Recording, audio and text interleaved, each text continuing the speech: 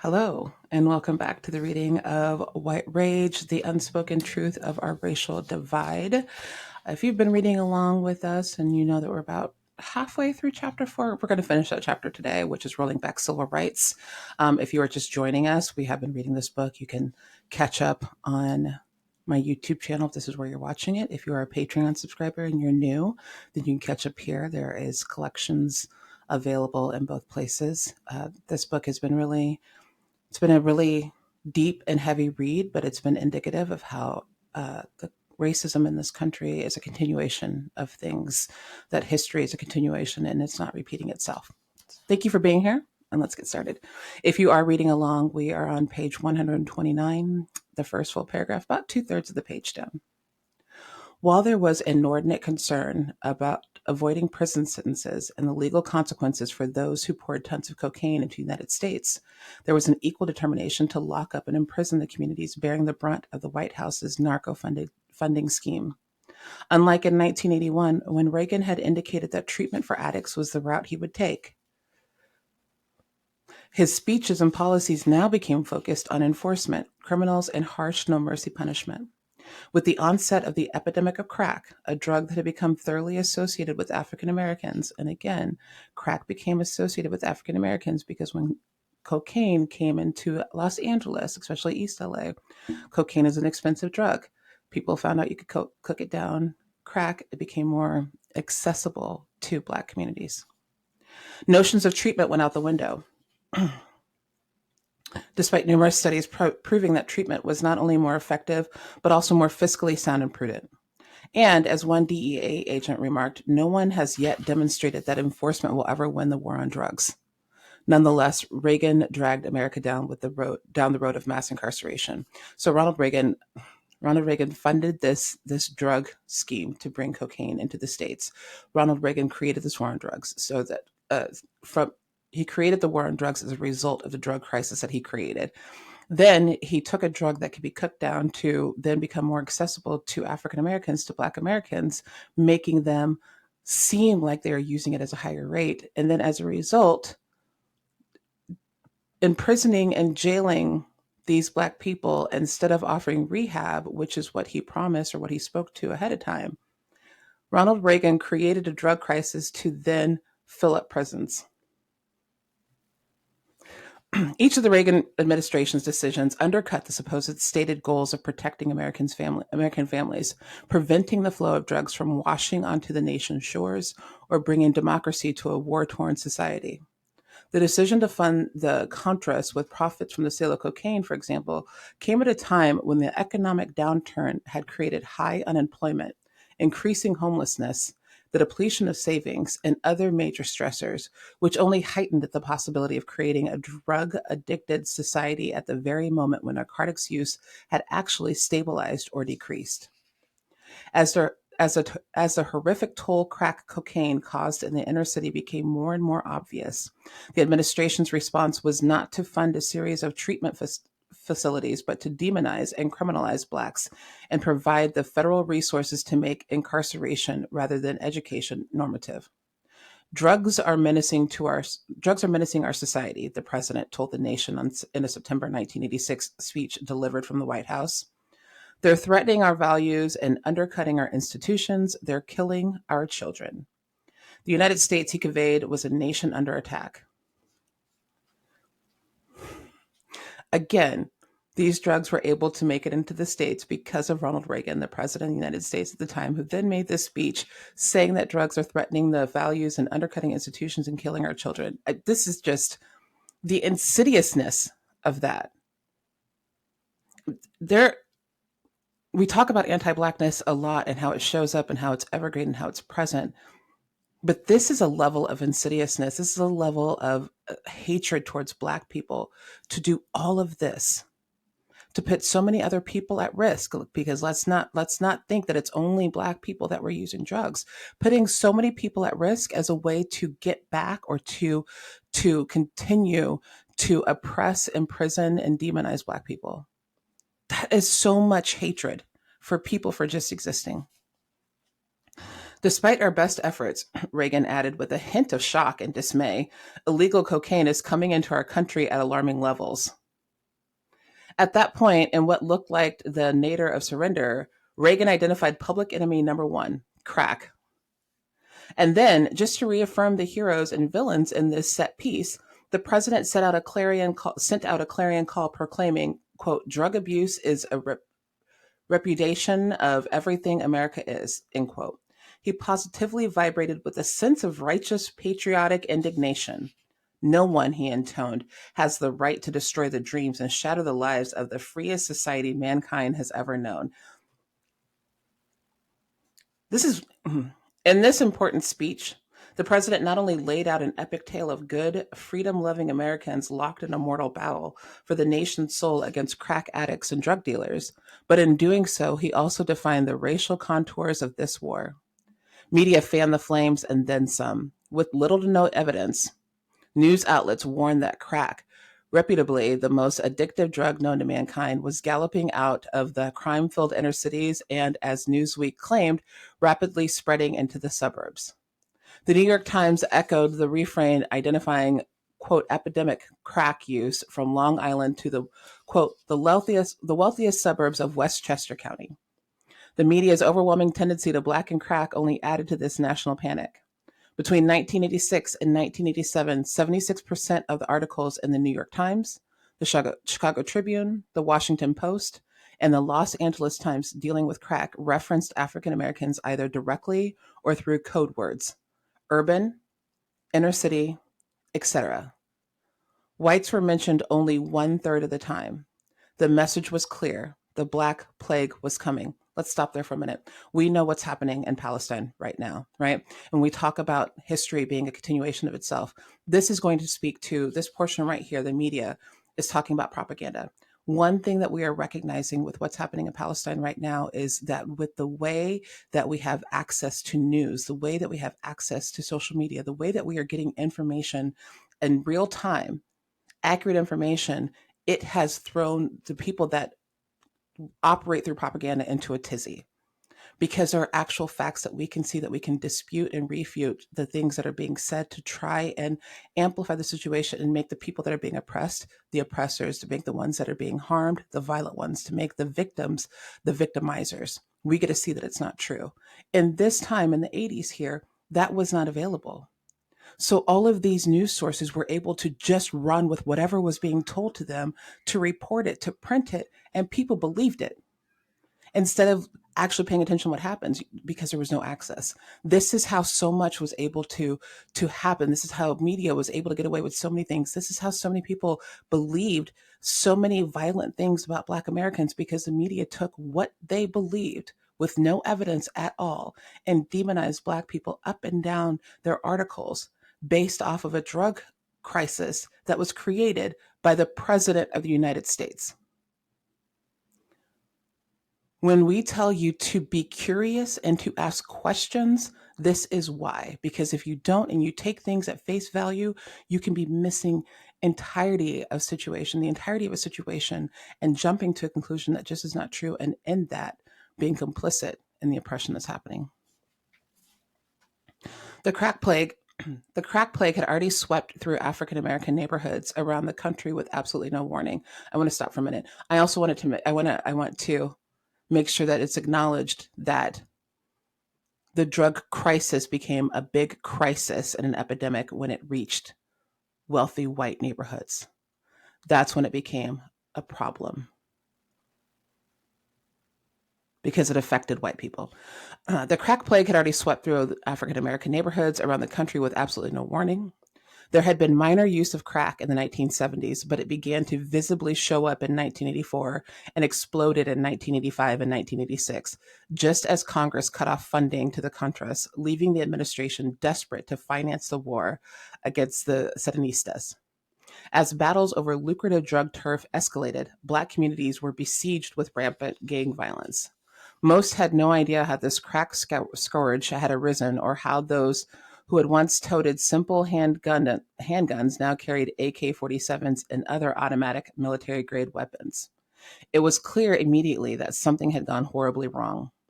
A National Urban League report declared that the gains made over the past 25 years, many the result of the civil rights movement in the 1960s, will unravel unless steps are taken to arrest the pervasive problem of crime in the Black community.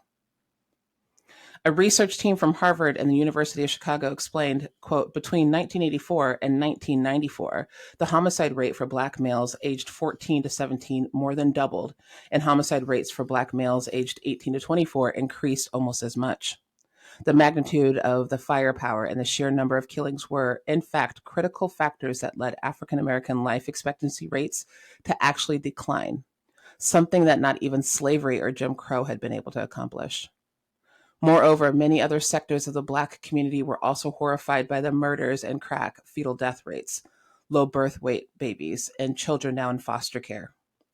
The researchers concluded that the perilous decline of African Americans on so many quality of life indicators, quote, represents a break from decades of convergence between Blacks and whites on many of these measures.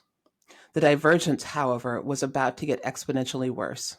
In 1986, Congress passed the Anti-Drug Abuse Act, which stipulated mandatory sentencing, emphasized punishment over treatment, and created the 100-to-1 disparity in sentencing between crack and cocaine based on the myth that the cheap narcotic rock was more addictive than its powder form.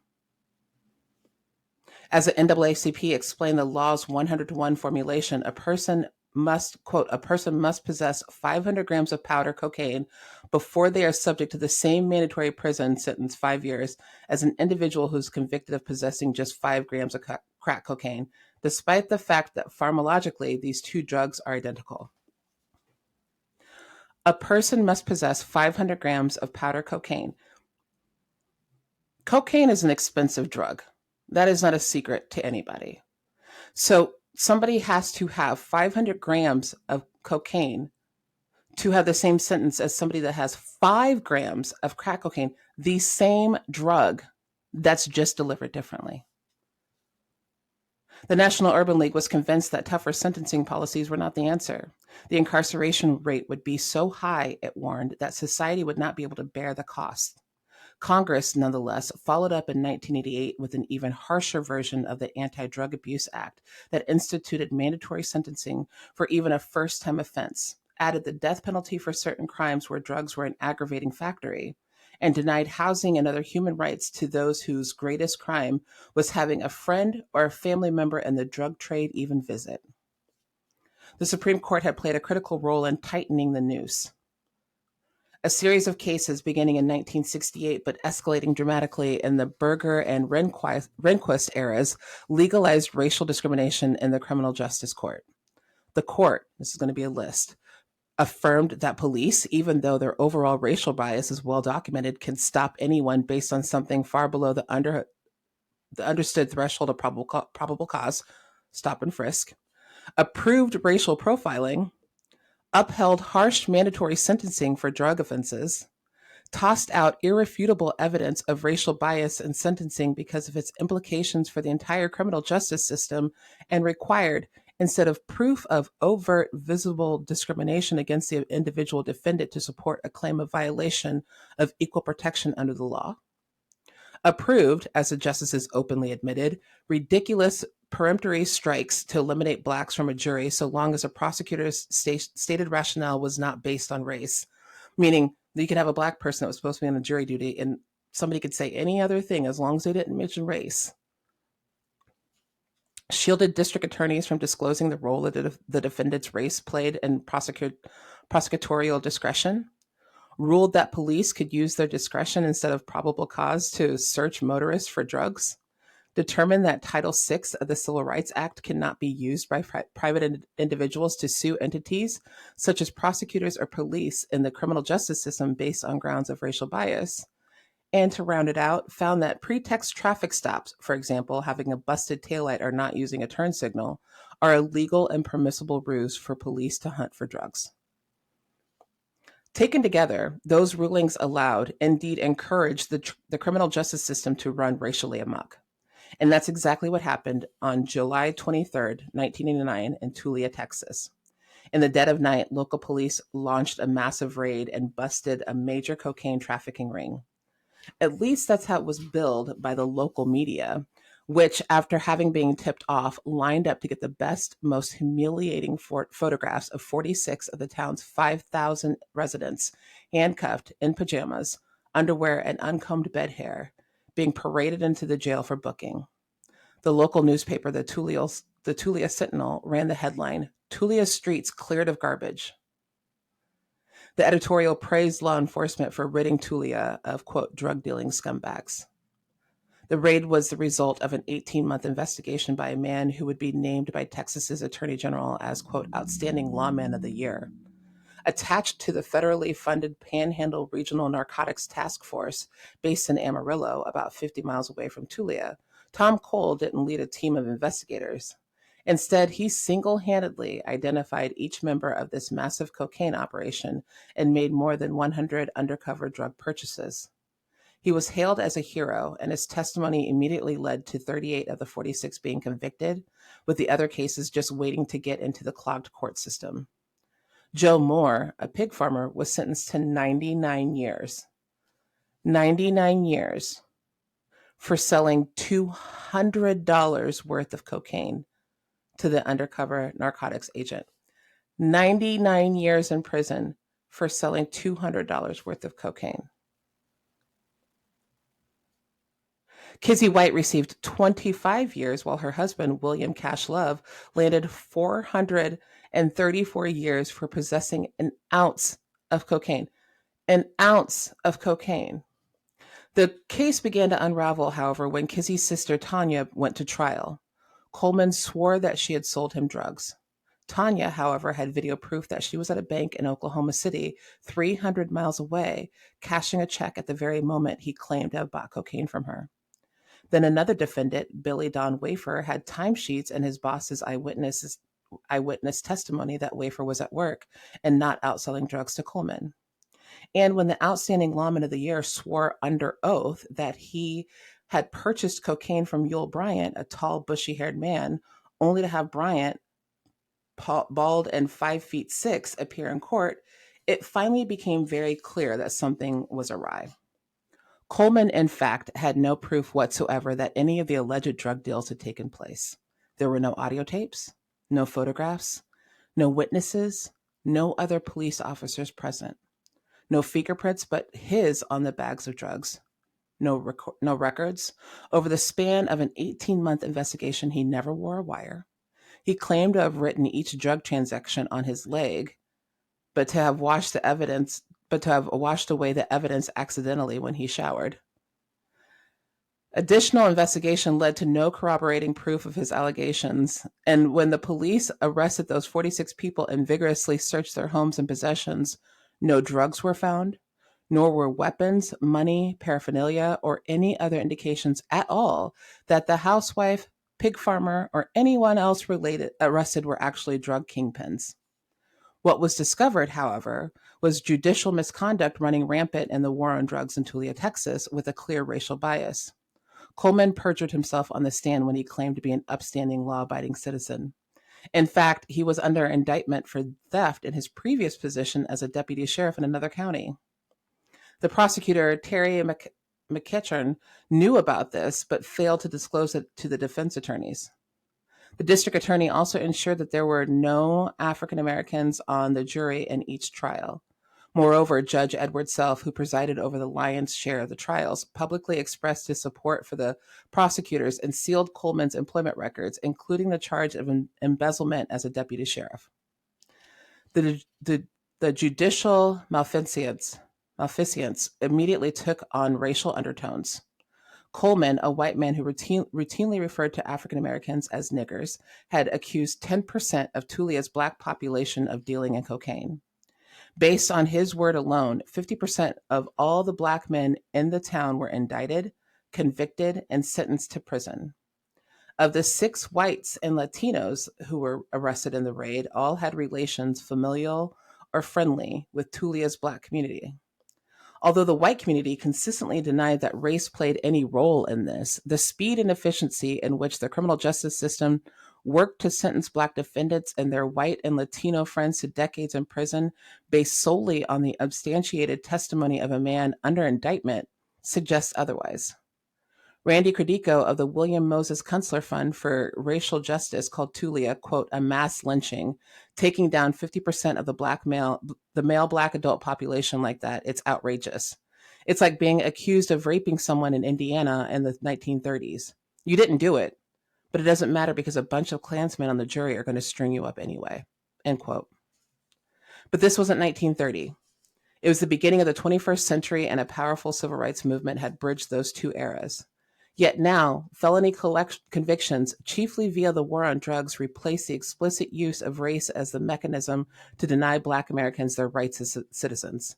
Disenfranchisement, permanent bans on jury service, and legal discrimination in employment, housing, and education, despite the civil rights legislation of the 1960s, are now all burdens carried by those who have been incarcerated.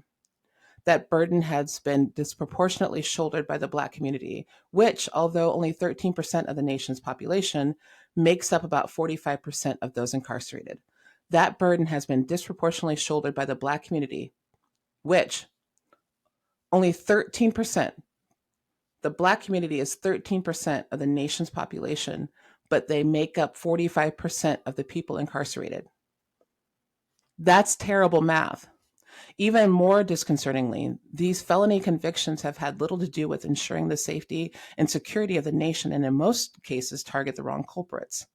Logically, given the poor state of the schools, crushing poverty, and the lack of viable living wage options for large swaths of the Black population, African Americans' drug use should mirror their staggering incarceration rates. According to Human Rights Watch, quote, the proportion of Blacks in prison populations exceeds the proportion among state residents in every single state, end quote. In Missouri, for example, African Americans make up 11.2% of the state's residents, but 41.2% of those incarcerated. In fact, quote, in 27 states, the percentage of Blacks incarcerated is at least 5 times greater than their share of the resident population, end quote. But there's no direct correlation between drug use and incarceration. No direct correlation between drug use and incarceration. Despite all the economic and social pressures they confront, Blacks have shown an amazing resilience in the face of drugs. Indeed, they are among the least likely drug users of all racial and ethnic groups in the United States. And despite all the stereotypes, they are among the least likely to sell drugs too. As a major study out of the University of Washington revealed, even when confronted with irrefutable evidence of whites' engagement with the illegal drug trade, law enforcement has continued to focus its efforts on the Black population. Thus, after the Civil Rights Movement, when African Americans were making incredible strides in education, voting, and employment, those gains were a threat to the status quo of inequality. Thus, the, quote, United States did not face a crime problem that was racialized. It faced a race problem that was criminalized. That's the end of chapter 4. As you can tell, or as you might have picked up as I'm reading this chapter has really kind of set me off a little bit. Black people have been talking about the fact that the oppression that we are under has been created by other people to continue to keep us oppressed while doing everything that they can to make us the ones at fault, the ones that have created these issues, the ones they say clean up your neighborhoods, get rid of the drugs, get rid of the guns, stop the Black on Black crime. When there's irrefutable evidence that the drug problem was created by the administration, that the neighborhoods are bad because of redlining and lack of access and lack of cleaning and lack of sanitation, that the Black on Black crime thing is not true, because if you talk about percentages, but especially the over policing and the over incarceration or the excessive incarceration of Black Americans, to just taking the state of Missouri, like we said, 11.2% of the population is Black Americans, but 41% of the people incarcerated are Black. You have a man that perjured himself as a way to try to take down an entire Black family, that went through all of these efforts to lie, to make Black people the villains. We see it still today. You see it in schools. You see it in schools where Black children are kept from the access and the resources that they needed. And because they don't have the access and the resources that they needed, then they are identified as a problem student or a bad child. And they are put into a special school. They're given detention. They're expended. They are pushed aside. To create these situations, to create these environments where Black people are meant to just essentially fail and die. But then to see us still thrive, to see Black people still thrive amidst all of that, to try to deny that there is an anger about the way that Black people thrive in response to the many attempts to take us down, you cannot deny that there's anger that comes from that. You cannot deny that the ongoing mistreatment of Black people is due to the fact that we just have not given up. Again, some journal prompts. We talked earlier on in the chapter um, about the propaganda and how the media had been able to lie to all of the citizens based off of not having the facts needed, but also knowing they could print anything and there was no way to verify anything. There was no way to have immediate access to look something up. So people believed what they read. Think about how we are seeing that right now.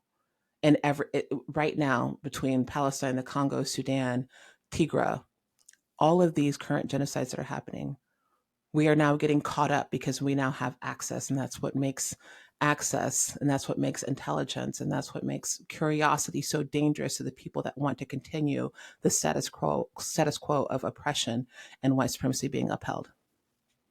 Think about how that is carried on.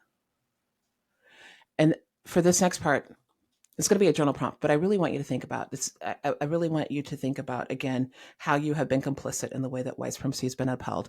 And I want you to take a breath. I want you to take a breath.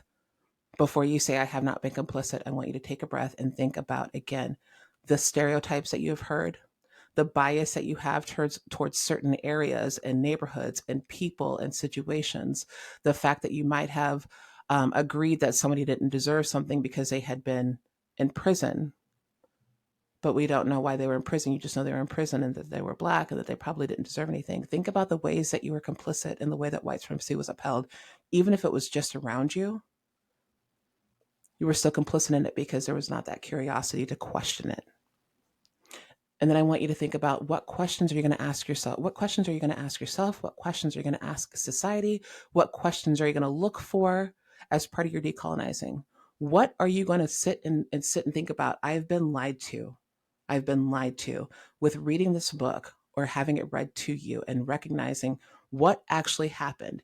Even just taking out the Reagan administration and seeing how that man created the crisis that now has Black people dealing with so much discrimination. If you think about that, what questions are you going to ask as part of your decolonizing? What questions are you going to ask so that you can unlearn what you've been taught? This is I've said that I've said that I enjoyed reading this book, and I do. I do. It's a heavy book. It's a heavy book, and as you can imagine, being a Black woman reading this, it's a little bit extra heavy reading about what has happened to Black people historically and how that is transferred over to present day. I'm happy to read it. I'm happy that you are here with me. I'm happy that you've decided to listen to some truth. I'm glad that you've made the decision to decolonize your mind. I'm glad that you've made the decision to recognize that perhaps what you have been told to has been less than truthful. I'm proud of you. And we will pick up next week with chapter 5. Take care of yourselves.